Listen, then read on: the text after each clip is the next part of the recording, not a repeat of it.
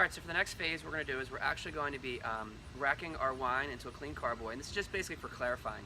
What happens is during this phase, a lot of the sediment drops down out of the wine, and it becomes a lot more clear. And again, we're just doing this basically, we're filtering it into another carboy so that it becomes clear as well.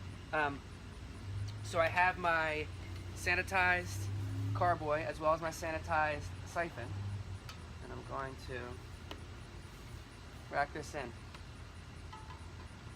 Also, what's going to happen is we're going to add potassium metabisulfite. You can get this online.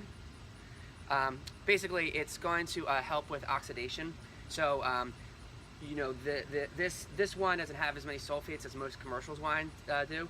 So what happens is it can oxidize if you age it longer than 6 months. So this is going to actually help with the aging process. If you want to keep the wine for a year or 2 years, it's just going to improve, obviously.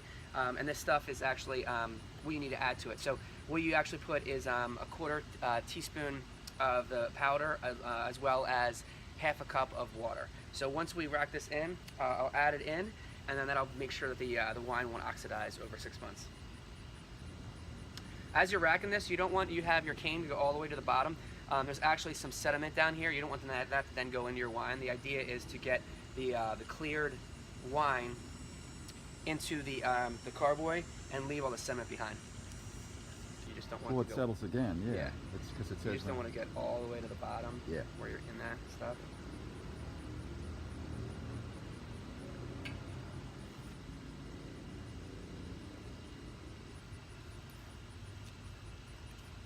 It's a little bit bigger than I 6. think so. Yeah, that's why I think it was listed on the...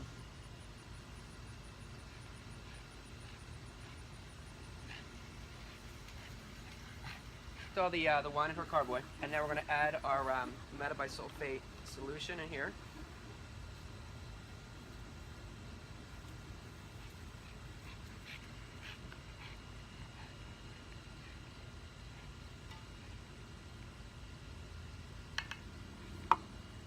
I'm going to clean off my my bung and my airlock, and then I'll put it back on, and then it'll sit for 2 weeks, and then we will be bottling it.